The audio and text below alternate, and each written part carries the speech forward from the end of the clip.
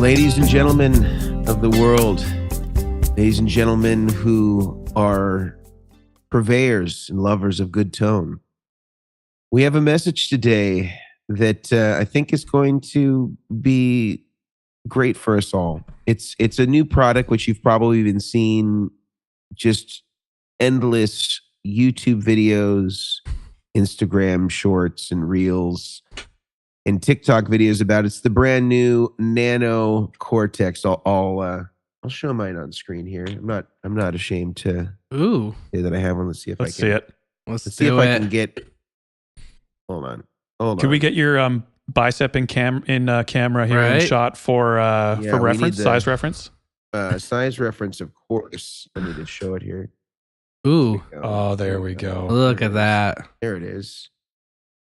And interesting thing. I've had this for a little while. I have to admit, I got to be one of the beta testers, and so I've been playing with this thing for about, I don't know, maybe a month or so previous to the release, and I can see that there's the practical usage of it, which I've gotten to do, and then there's of course the reaction of the internet, people who haven't played it yet or who are evaluating it on the specifications or comparing it against what their expectations may have been for it. Yeah. And we were discussing offline before we started recording that there certainly have been, I think, maybe some fair comments around things that we might have hoped that it would have had, but didn't have equipped. I think there was also some commentary comparing it to other things in the marketplace, the stereo capabilities of the input and output, things like effects loops. And I think that we will have a dedicated episode in the near future with a representative from Neural, likely Ryan Morgan, who's been on the show before, and to talk through some of this stuff. But I think also just practically, I want to talk about, where we kind of feel like these concerns have merit, and then where there may be some, I don't know, illusions. Like sometimes just having the option for stereo in practically in the way that this is conceived maybe won't make that much of a difference. Or maybe it will. But I'd like to kind of maybe just get everybody's initial thoughts here based on the release of the Nano Cortex, what your feelings are about kind of what the features are that it actually released with, whether you feel like it's, that the concerns that you've heard are something that you share, or whether we can temper some of those things with kind of the reality of what's going to be going on a pedalboard and how this would practically be used. Either of you can start. Whoever wants to chime in first will take it away. Brian, why don't you regale us, man? Just take us there, walk us down this path. I'm excited. Yeah, I mean, back in January when I went to NAMM, they had their big booth with the Soon letters, and I got to talk to Ryan at NAMM, and we were talking about it. I didn't get a chance to see it, but we got to talk through some of the features, so I was really excited about it. He talked about how compact it was going to be. I think that's a big factor that is really accessible and handy for people, because I have since yesterday, people have asked me like, oh, sweet, this can go on a board, or, oh yeah, this can go in my backpack. So I think the convenience factor and the size of it is really great. The fact that it can be a DAW for like you to plug into your computer, the headphone with the separate knob, like all the features are really great.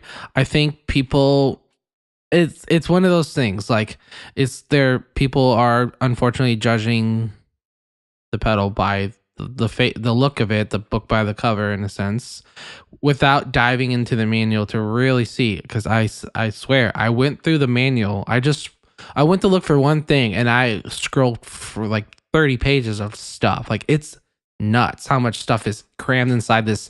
I mean, if you had to compare, would you say it's a little bit bigger than the King of Tone but smaller than a Klon, like the Centaur? Oh yeah. It's so slightly bigger than an Analog Man King of Tone.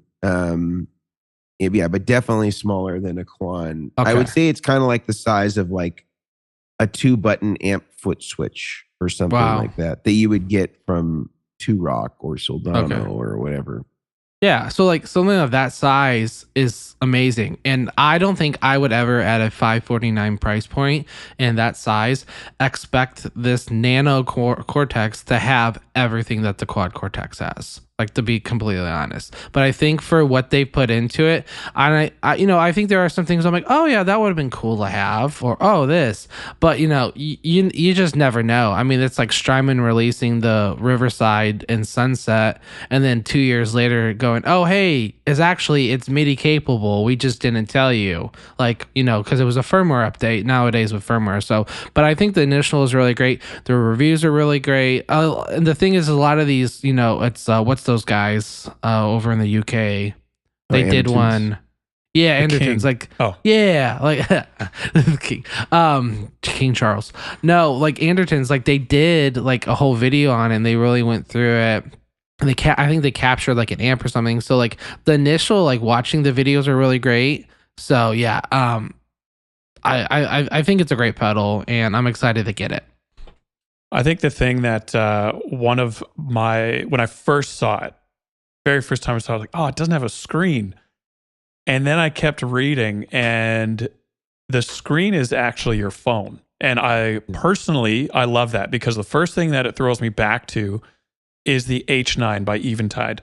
And to this day, I still have no clue how to use the H9 on the pedal. Not a sweet clue. And I've used it for years. And all I've ever done is have it on my phone. I connect to the app, and everything I could hope for is on my phone via Bluetooth. You can, and this is for the Nano. And Mason, correct me if I'm wrong on any of this from your knowledge, but you can wirelessly update it, obviously control any parameter live, like in real time. You can upload and change different sounds from your phone, from the cloud straight to the device. Like everything that you can do, the screen really is your phone, and it's another control panel for it. And so I think that being one of my initial complaints made a whole lot of sense once I realized that, you just bring up your smartphone and you're good to go. And so I think that's a great thing. One of my favorite things, which I did not expect with the Nano, is that all the hardware is there and in place for you to capture anything, and you don't need any external hardware. I think that was a really good call, and to make the capturing process really easy, which on the Quad Cortex, capturing pedals, capturing an amp is the easiest thing you can possibly do, because they've made it very user-friendly. So I love that you can do that on the Nano, and I don't expect that to be noticeably different from the Quad Cortex as far as hardware and the process. And then sound quality wise, I mean, I don't think anyone is really concerned about sound quality on this, because the infrastructure, the process, everyone is familiar with the Quad Cortex that is, looking into the Nano. The Quad Cortex sounds incredible.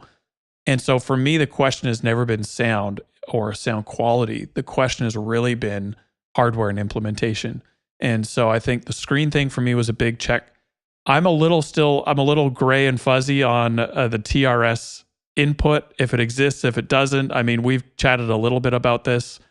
And so I don't know if you have any more insight into this, Mason, but I'm curious, like from what we've kind of briefly chatted about, there's, it says TRS, I think, on the pedal, but it's a mod. Is that something you can clarify?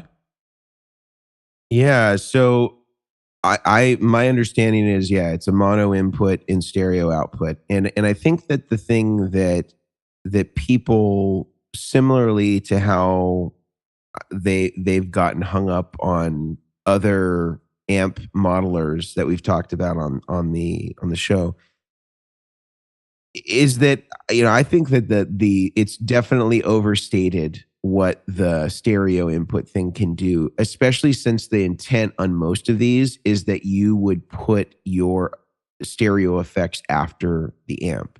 So you would come in, this would be like the input to your amp, right? The input to whatever amp you decide that you would use ordinarily.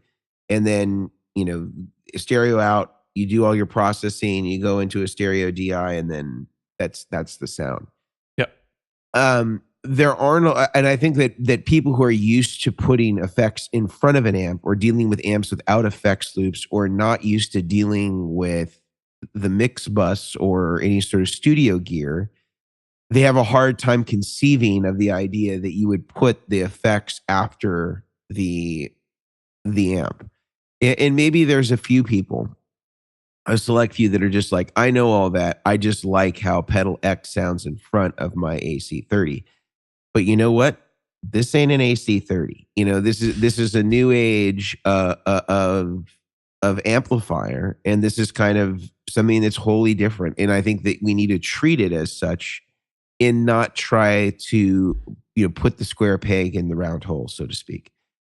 So I didn't find it to be a detriment to what I'm doing. And certainly the effects loop thing also didn't seem to be a detriment. I know that's another thing that people mentioned. Again, you're getting the same effect as what you would get from an effects loop, which is really the intent with using effects in the effects loop, is to put them after the preamp. Well, if you put them after the output of the Nano Cortex, it's still after the preamp, after the power amp and the mic as well. But this is something that you can do. The other thing that I didn't see a lot of people talking about is that you can run this into you can not use the IRs, because you have the ability to separate that speaker cabinet component, and you can run it into a power amp, and then you can run it into physical speakers if you wanted to do it that way, like a physical guitar speaker or cab. So I think that that's really cool. Or if you had a product, like Grant's, for example, like the long line, you could send, something like that. You could have a splitter and use the DI, to have, that go to front of the house, and then you could push it to a power amp and cab, and have that behind you if you wanted to just feel physical air moving and have the semblance of an amp on stage, which I think is another cool thing that I don't see a lot of folks talking about. But I was able to get some really great tones out of it. I'm working on a video, a long form video, where I'm gonna be taking my Les Paul, my 58 reissue, the R8, up to the restoration guru Joe Riggio in Tacoma, Washington. And he is going to be remaking my guitar from ground zero as though it were a real 50s Les Paul. And we're talking everything from, the proper glues to the proper finishes, to reshaping the top, to, getting the logos in the right place on the headstock. All those things that are not consistent with the modern Gibsons, and making it exactly the way that it was as a 50s Gibson. And Nice. If you've seen any of Joe's work, I mean, he's done restorations for a lot of the biggest players in the industry of, vintage Les Pauls. And I'm making him slum it with this, reissue that I think ordinarily, he probably wouldn't do so much of. So in essence, it's sort of his interpretation of sort of what a historic makeover would be. He does beautiful finish jobs and all that stuff. But anyway, where the Nano Cortex comes in is when we've done these sorts of comparison videos in the past. A lot of folks, when we did this with this Clapton Strat that I had maybe a year ago, a lot of people were like, well, what if the wall voltage was different on the day that you recorded it, the before versus the after? Or how long were the tubes on? Or what if you didn't set the amp exactly the same? These variables, that even if you control for, there is some merit to those things, because if the wall voltage one day is 122 and the day you record it was 117, that can have an influence on how the amp sounds. Yeah. Or if the tubes have been on for 30 minutes versus 2 hours and they've warmed up, they can also sound different. These are just things that are part of the high impedance world.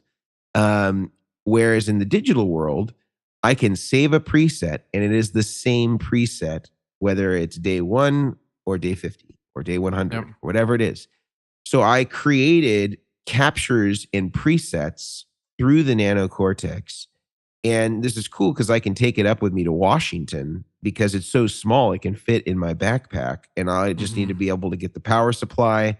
I, of course, have to bring the guitar because Joe's going to be working on refinishing a guitar cable. I can have my headphones. I can record stuff. I can do all the things that I would normally do. It's a compact thing, very easy to work with. And I can replicate the exact same settings that I did every single time, whether that's before or after.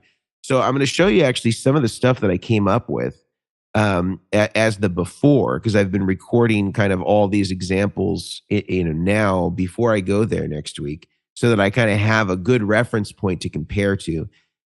And on some of these, I use tracks, of popular Les Paul songs. Some of them I'm going to mute just because, some folks like the great Don Henley don't like hearing his own music in other places, other than from his own mouth. And I think that's the real thing he's upset about. He doesn't like hearing his voice. It's like when you hear yourself on a voicemail, you're like, oh, that's what I sound like. I think that's what Don has going on. He's like, I don't like how that sounds.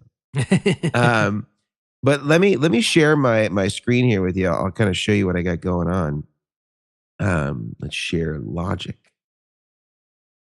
So you can see here, I got the big Logic session open, and I've started to arrange. I have like my before examples, and I created another set of before and afters because I thought that maybe on some of these I might double the guitar if that's kind of how it was on the original recording. But then I was like, you know what? That's a lot of extra work to double it and all that stuff. So I created those tracks. I'm not going to use them. But I had a couple of things, like I did Hotel California. I did All Right Now, my free. I did Moving Out, which is a great one. The great Hugh McCracken on guitar for Billy Joel. Rebel Rebel. Still got the blues. You notice that's the one I haven't recorded because, man, I feel like, every time I try to play Gary Moore, I sound more like his ugly stepbrother, Harry Moore.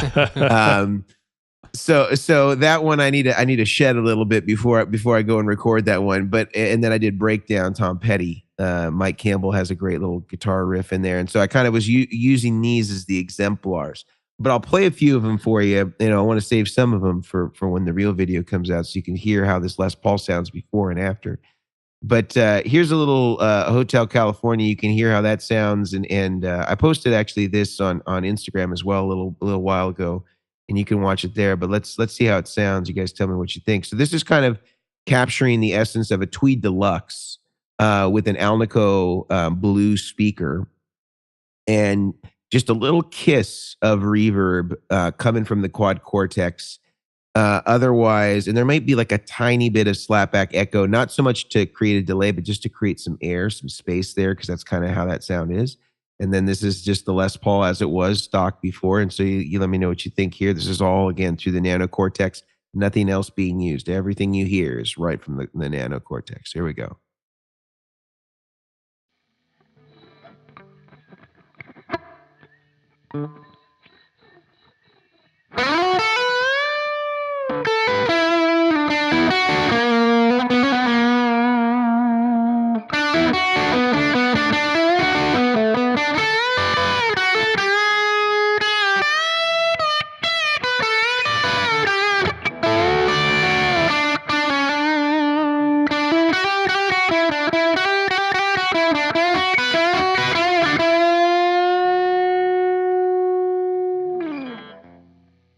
Nice. All right. Very cool. I like it. So I thought as far as like convincing tones, it was pretty dang good. And I think in the context of the track, and obviously you're not hearing it here with the track, it worked very well to kind of nail those tones. Now, any deficit would be more attributed to the playing, not so much to the tone. I think the tone of it is like actually very emblematic of what you would have heard Don Felder use on that record, and I spent some time kind of going back and forth and like listening to the Hotel California song. Oh, yeah, that kind of sounds a little honkier there, and so let me do this with the mids and stuff like that.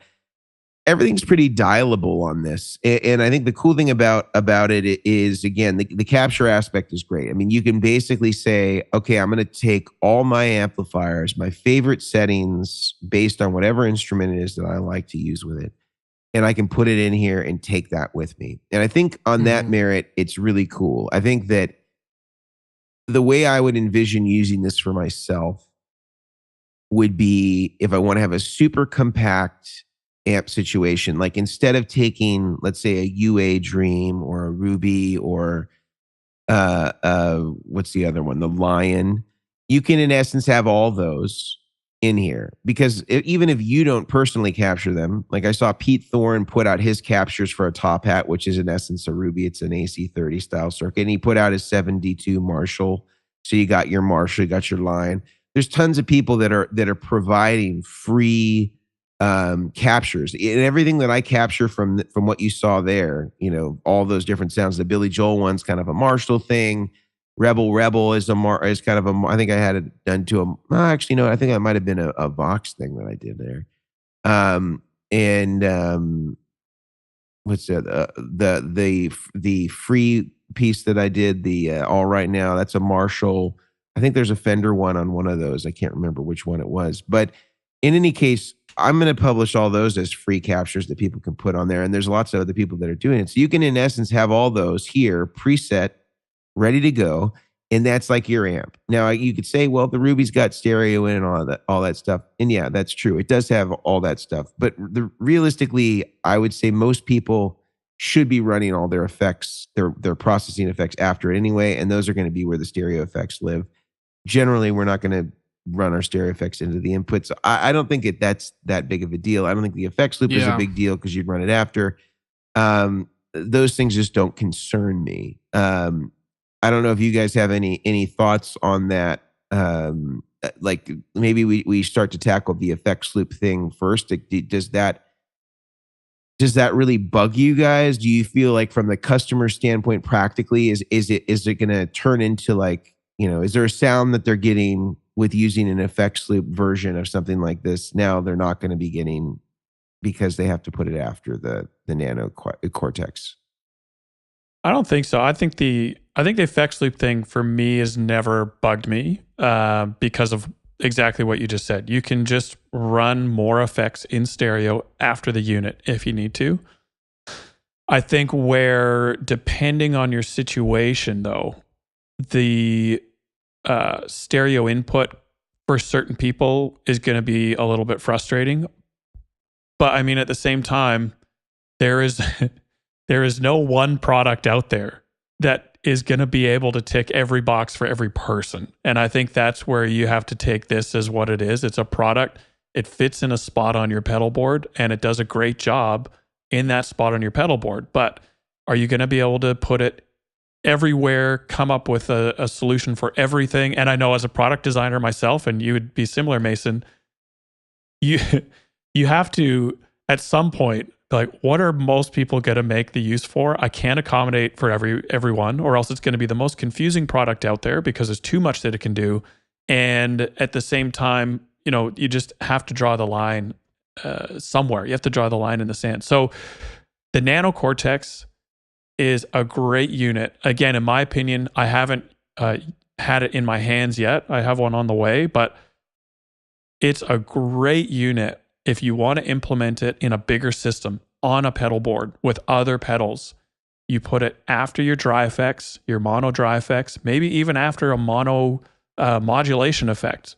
And then you go into the Quad Cortex, run all your stuff, and then leave your pedal board or run more effects after it. But I think, from what I'm hearing and what I've seen online, I've seen Pete Thorne's demo or the vast majority of Pete Thorne's demo as one example. People are making this thing sound incredible, and they're making it work in their rig. And the hardware that it does have, the dedicated headphone out, MIDI, I think it can be bus powered as well over USB. Like the blocks, the effects blocks in it. And then for me, the thing I absolutely love, again, I'll say it again, is the iPhone app that is in real time. You can use it in real time. Yeah. Like it ticks a lot of major boxes for me. It's super easy. It's so easy because basically you just hold like the exit and the capture button. It connects it to the Bluetooth. You've got your menu there. You can assign all your presets. So you can say, okay, for bank one, I want these 5 amps to just be toggle between, Vox, Fender, Marshall, whatever. And then you can also cycle through cabinets on the other foot switch if you want to like change different speaker cabinets and stuff like that. And the captures that I'm doing, I'm kind of capturing the whole thing. So I'm capturing like my amp, my speaker, my microphone, my mic pre, so like when you're getting my stuff, you're getting, Great River mic pre 57, in the case of the Tweed Deluxe, I don't have an original speaker in there, even though it's a 58 Deluxe. I blew that speaker long ago, and I tried to have it reconed, but it never really sounded right. So I have just like a UK made Celestian Blue in there, and it sounds pretty good. And so that's what's in. Well, you know what? That's a lie. That is in there, but I did use my ISO cab, and what's in there is a Alnico Gold, so it's a little bit higher headroom. But it's still going through the Great River and all that stuff. But it's still an Alnico speaker, and I feel like the tone is there. If you listen to it, it's very akin to what you would have heard on the ISO track, and I've listened to that ISO track plenty of times. So you're getting that whole thing in my capture, kind of getting my studio set up. And that's how a lot of them are. Because for me, like if there's like a signature sound that I want, I don't want to disaggregate it where it's like it's this cabinet and this, like I'm just like it works together as an ensemble. Separating it probably doesn't work as well, for other stuff. Anyway, just a disclaimer on that. Yeah, no, I would say that this unit, I think without the effects loop, I think it's fine, because even if it had one effects loop, what are you going to do? Put like an overdrive in it? If that's the case, just do the capture, capture it. That, and I remember before a couple of weeks ago, I had been emailing with Ryan Morgan, and I had asked, because he had asked, it sent us like the link, the video links for the dealers, the porter walkthrough like of the unit.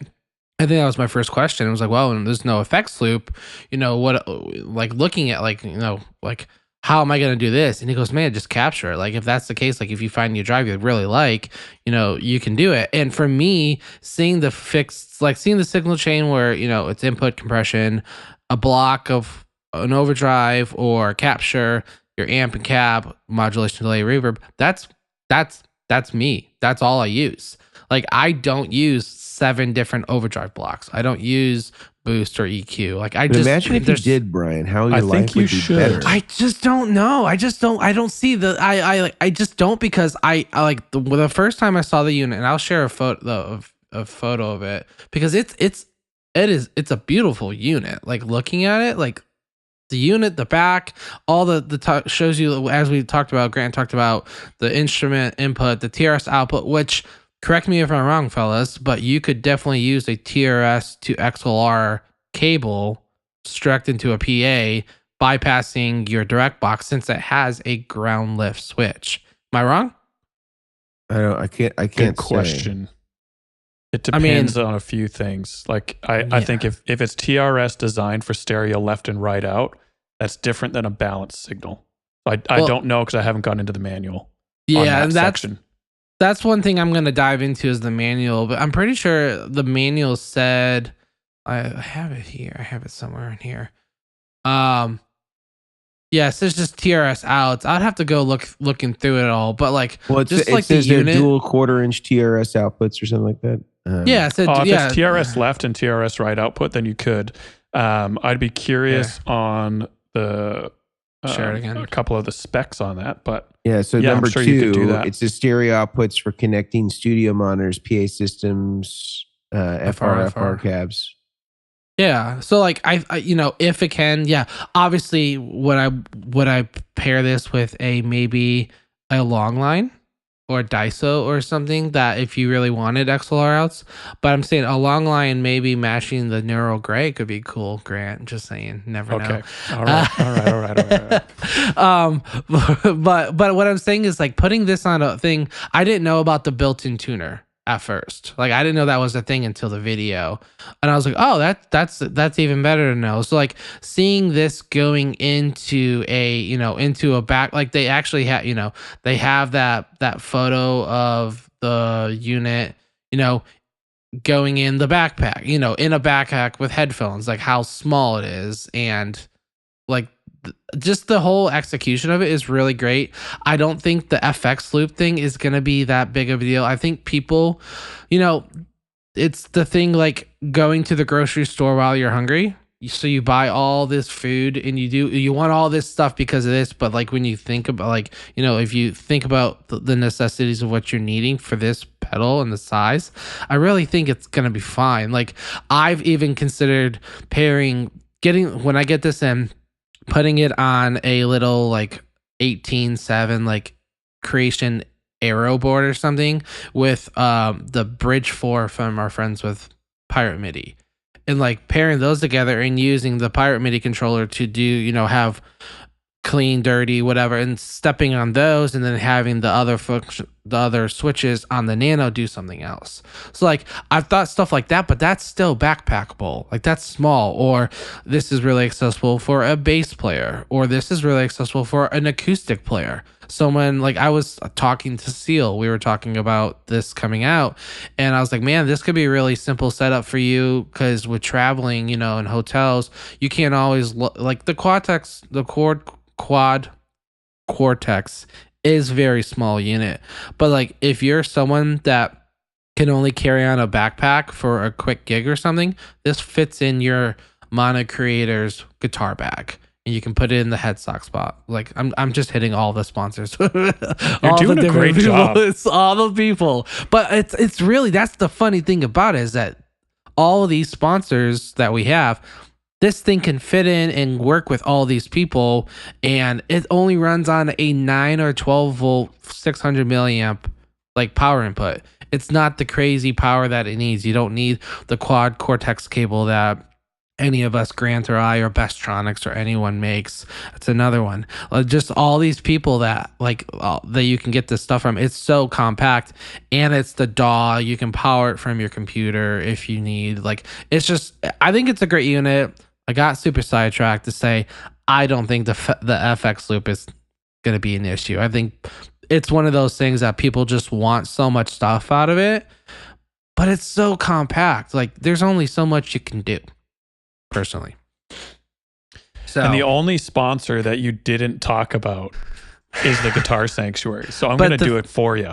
Thank you. Which you can get it at. You can get the Nano Cortex at the Guitar Sanctuary, along with many other things, Brian. And so, yes, this is a transition into an ad break, but we're going with it. Go. TheGuitarSanctuary.com in McKinney, Texas. If you want to show up in person and try out a Nano Cortex while you're in the store with a Les Paul, and maybe even, I don't even know if they sell FRFRs at the Guitar Sanctuary. They do. I'm getting a nod from Brian. That's actually something that doesn't often come up with guitar players, especially a few years previous to now. But these days, I mean, FRFRs are becoming more and more popular with us guitar players, with the advent of the more in-depth amp and cab sim, and now with the Nano Cortex. But I wanted to tell you guys about the Guitar Sanctuary. Check them out. They have incredible gear, great customer service, and you can check them out online as well at guitarsanctuary.com.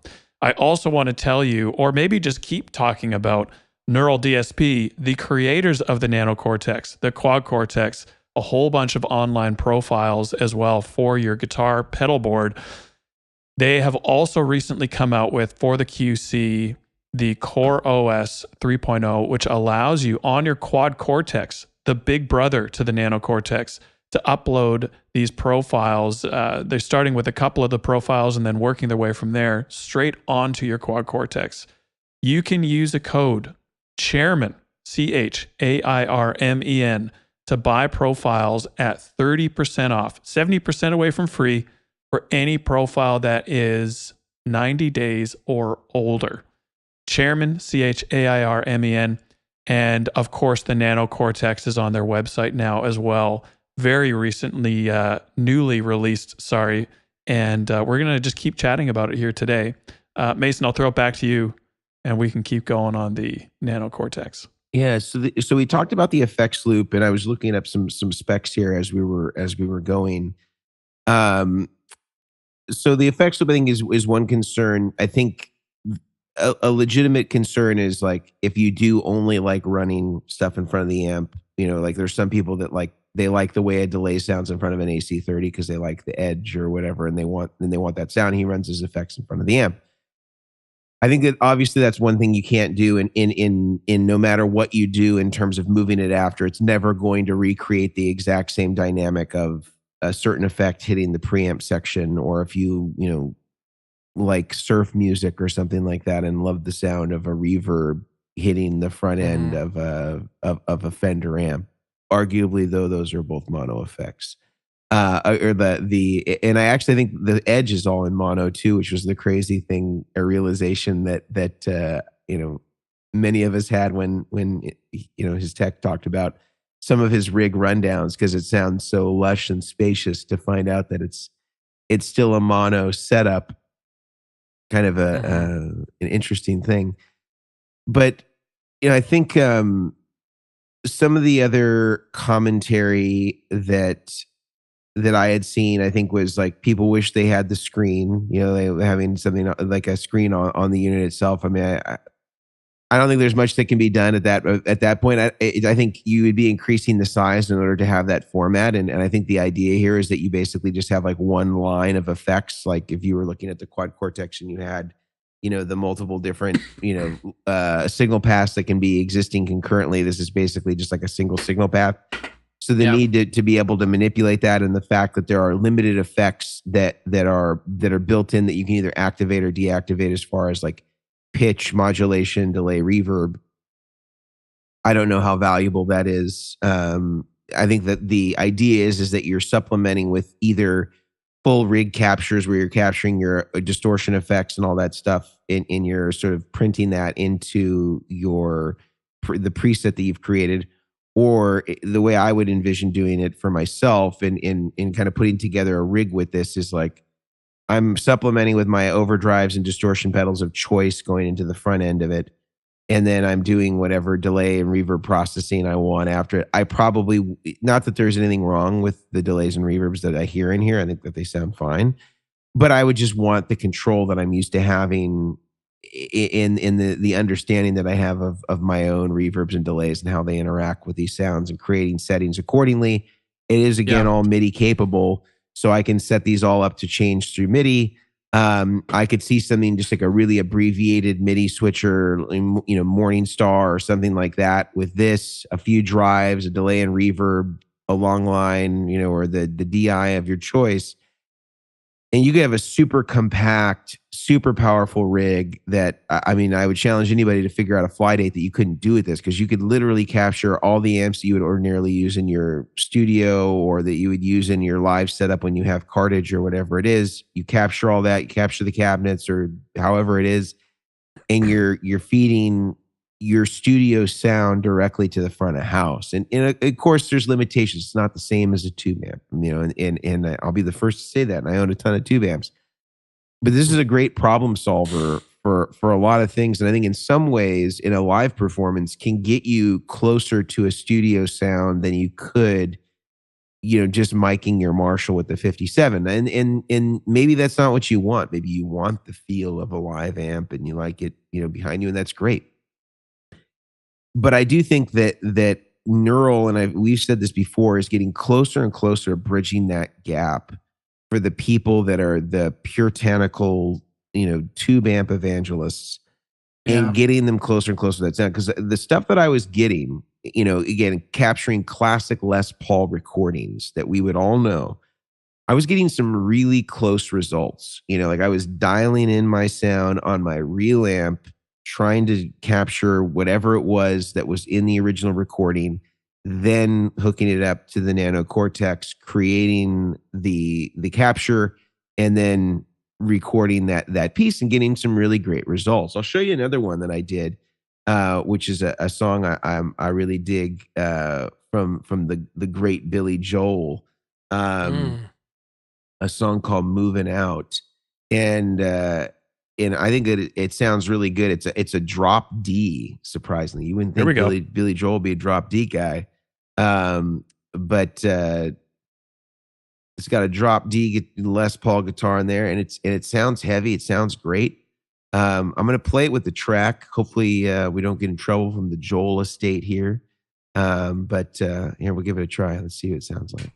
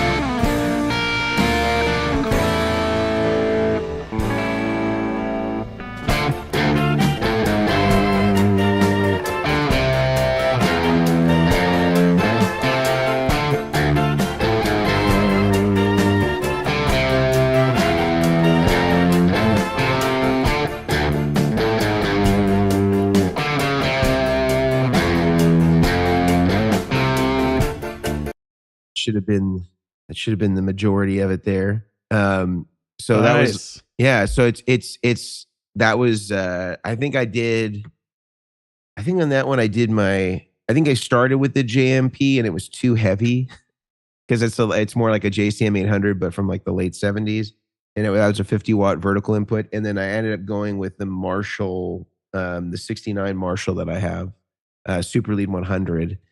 And that kind of got me, I don't know, it seemed to be a little tighter with the low end with the drop D. It could get a little sloppier if it's too much gain. But again, I think it sounded consistent with what you would have heard on that record. Again, all these, when I published the video of the refinish and we're showing the before and afters, using these songs, I'll be re-recording the same part, the same track. I'll make them all available so everybody will be able to have my processing exactly how I did it, and you can basically have my rig as you heard there. But man, I already knew about the captures because it's really the same concept with the quad cortex. But the thing that I'm really impressed with is how well I'm able to capture a moment in time. Now I know that there are some flexibility concerns of like, okay, well, what if you want to shape the mid range this way? You want to do, and I think, it can do it to a degree. I think that's where it gets further divorced from sort of the truth of the original sound. But if you got a sound that is like the way you like it, that's where this is like really, really great. Where if you like I know I have this AC30 setting, it works great with all my gear. And I know this is my go-to thing, and it always, delivers on the tone. That's where I feel like it's really great. I feel like if you're a tweaker and every song has got different settings and stuff like that, I mean, you can capture that, of course, but I feel like that's like, a little more complicated and probably not as, this doesn't do that as well if you're going to get really tweaky, unless you want to like capture every single variation of the same thing. But if you got like a kind of a sound on a certain amp that works, like, that's great. Like if you're in a cover band and that there's certain amps that just work great for certain songs and you're able to capture, like this will be a dream for you, because you'll just be able to go dial up everything that works and be able to just put that right through the PA. And from an in-ear mix perspective and stuff like that, like this is just so friendly to that. Like it just really works well for that sort of thing. So I really love it. I really love the size, because sometimes for me, like it's hard for me to keep a quad cortex like on my desk here. This is super small, and as my library evolves and gets larger and larger, I can, from a workflow standpoint, I really like using this, especially just to like test stuff out, get things kind of dialed in, and then if I want to use my amps and set that up, or the video calls for me using a real amp, I got that. But I also have everything kind of here. And having some reverb and stuff like that. I don't have to open up plugins and things like that. So I really like that. Other thoughts that you guys have? Go ahead, Brian. Yeah, sorry, I didn't want to cut you off. I think two other things to kind of chat about that I'm really, because I've seen it a lot, is how does it compare with the Tonex, the large one? Like I remember like someone was like basically they created a Tonex, and I was like, well, it does this and this and this, and someone was like, oh, I could buy 4 Tonex ones for the same price of this or whatever, and Different be product. fine. I'm like, it's a completely like the argument. I think the guy Jerry, whatever his face name was, 87. That was actually his username actually. So he was like arguing about it, and I was like, I don't know why you're trying to argue about it. It's a brand new, it literally came out 40 seconds ago, like, and you're making these blanket statements. I think people will compare it to the large Tonex because they're both mono input. I had one guy, he was like, aha, like I got you, and I was like, well, it's not really I got you. Like the Tonex, the large one, is dual mono, where this is stereo out. So like, and it, this also has delay and reverb and modulation and other Built-in blocks capture. in it. Built-in capture. It has the capture on the side and the boost switch. Like it has all these, like it has a lot of great. I can't apples to oranges compare them because they're not the same. But I'm curious to you guys, like how are they even in the same category? Because I think a lot of people are gonna go, oh well, I'm just gonna buy, I'm gonna stick with my Tonexes, but like 2 Tonexes to do true stereo is like what, $1,000, right? Two of them Are together. they $399 each? Are they $399? Okay, I so think they're $800. $800. So $800, but you're taking up a 19x7 worth of space on your pedal board. So I'm curious what you guys think, because I know people are going to be like, oh, is this whole episode about us, just praising Neural? And they are a sponsor. They didn't ask us to do this episode. These is just our thoughts on the unit before, we get Ryan on or something. But I'm curious, do you guys even compare the Tonex with this? Like, is it even comparable? I think it would be in the same category. Absolutely. I think it's 2 different takes on a similar product in the sense that it fits that spot in your signal chain of amp and cab sim, additional effects, complementary effects. They both have apps. I don't believe Tonex has anything to do with Bluetooth yet on a phone. I could be wrong, but I've never seen that. So I think it's more like, are you an Apple or a PC user? And I won't say which one I think is Apple or PC in this regard, but it's just, they're 2 different companies that are, they're trying to do their spot. They hold value. I am still, and I don't know if Neural will like me saying this or not, I'm still of the belief that if you have something on your board that's working for you, don't look for a reason to change. Don't try and fix a problem that's not there. If you have Tonexes on your board and you love the sound of your rig, then keep using your Tonexes. Like, why would you go out and try and mix that up if you're already happy with your rig? Yeah. And so that's where I would say, if this is something that's going to simplify your workflow, then it's something to consider. And if you already have a quad Cortex, you love the sound of the quad Cortex and the blocks and the options that it gives you, and you need a smaller form factor, something again that's going to help your fly dates, or it's going to help your secondary pedal board or whatever it is that you're using, then you can go into a product like this with confidence, knowing that it's going to have the same kind of quality and user experience that the larger quad Cortex already does. So I think they're definitely in the same category. They both have their pros and cons, as any product will. But I think the Nano Cortex, they tick a few really big boxes for me that I'm excited to get into and dive deeper into, and have maybe more of a firsthand experience and opinion once that lands here, and see if I can confirm some of my assumptions. Yeah. Well, I want to go into final thoughts here, but before we do, I want to talk about our final set of sponsors that make the podcast possible every week. Yeah, absolutely. So our final set of sponsors are going to be the guys at BTPA, Bestronix, as we have already talked about. Brad and them, they have the Cortex, cables that you can plug in with your Chalks power supply. They have all sorts of different adapters that you could use, cabling, plugs, everything, audio looms. I'm in the middle of wiring a multi-pin rack panel connection with a channel snake that I got from Brad. So go check them out at btpa.com. Use the discount code DACHARS, DACHARS, and get 10% off. If you can save, why not? So go do it. And the final are going to be guys we've already mentioned, and I will continue to mention our mono creators. I mean, mono creators, they make high quality gig bags for your guitars, for your pedal boards, for your DJing needs. I think I have 4 or 5 different cases from them right now, as just backpacks, guitar cases, pedal board cases. I'm kid you not. Mason's laughing, but I kid you not. Well, it's because we want to see you at your DJing gig on the weekend. Yeah. Well, we're itching to come and see you. We're just waiting for the invite. Let me explain this. So the DJ backpack, why I mentioned it, and they might not even have it anymore, but I was looking for a backpack because Pedal Train originally did like a Pedal Train backpack, and I loved it. But then I was a dummy and I sold it for whatever reason, and I could not find it ever again. So Mono had this DJ backpack, and I was like, what are the odds? So I got it in, and I was able to slide my 18 by 12 and a half flat board with my quad Cortex into this backpack, and it has side compartments and pouch compartments for all my cabling and batteries and all that stuff that I need. And it has a computer compartment. Turntables, the turntables have turned.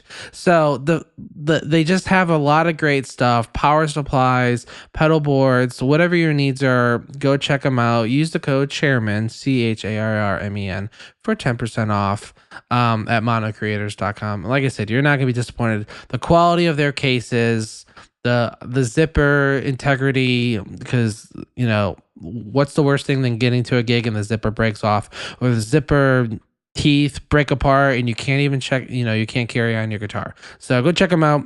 I'll throw it back to you, Mason.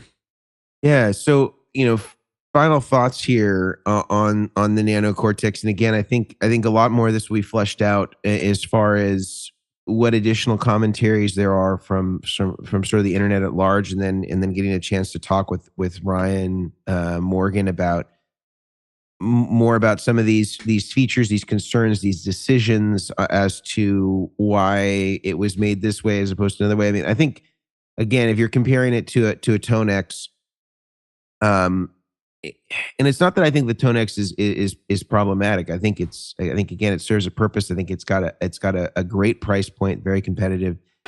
And this isn't a knock on Tonex, but I just don't feel like anybody right now, as far as amp sounds, are able to do what Neural is doing. And the ease of the capturing process, I don't think can be beaten.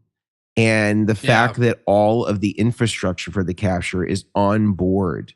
So like that's another consideration. If you are buying Tonex, you do need to have additional hardware in order to facilitate the capture. And I think from a workflow standpoint, I think that Neural has really figured that out. I think as far as the amp sounds, even the stuff that's just on board, like the stock presets that are on here are excellent. They're excellent sounds right off the bat. I know that with the Tonex, there is some debatability around whether the stock sounds were really that good to begin with. I think Rhett Scholl exposed some of that stuff in the video demo that they did. I think to Tonex's credit, Rhett had told me that he was kind of working with them on this to kind of improve what he thought some of the deficits were, which is really refreshing, because a lot of companies, I think, would just fight that. They wouldn't embrace the feedback and say, how do we get better? That's awesome. So I think that's really encouraging. But that being said, I think that, to me, when I'm comparing what other people are doing in this space, I think that I think UA does a really great job at creating a good sounding device. I think the flexibility of the UA, though, is not comparable to this in terms of what they do. You can't easily have 5 different amps and 5 different cabinets or more and MIDI control. And what's the price point of a UA Dream? I think it's $399. So I think it's the same as a big Tonex. Yeah, so let's say $400. So for $150 more, you can have any amp that you want available to you at any time. You have MIDI control. You don't have stereo in, but again, I feel like for most people that care about tone should be totally disarmed by that, because most effects are going to sound their best, my opinion, after the preamp anyway, or after the mic. That's a studio way of doing it, and that's how a lot of the hit records that you like have processing done in post anyway.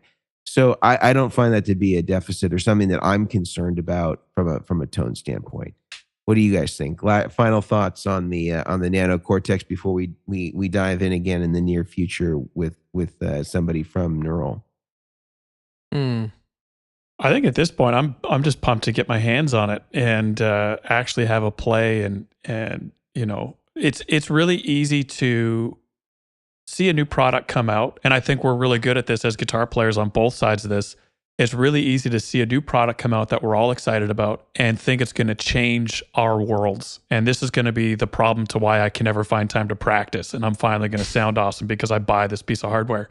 But equally, I think it's just as easy to see a new product come out before we've even tried it and rip it to shreds.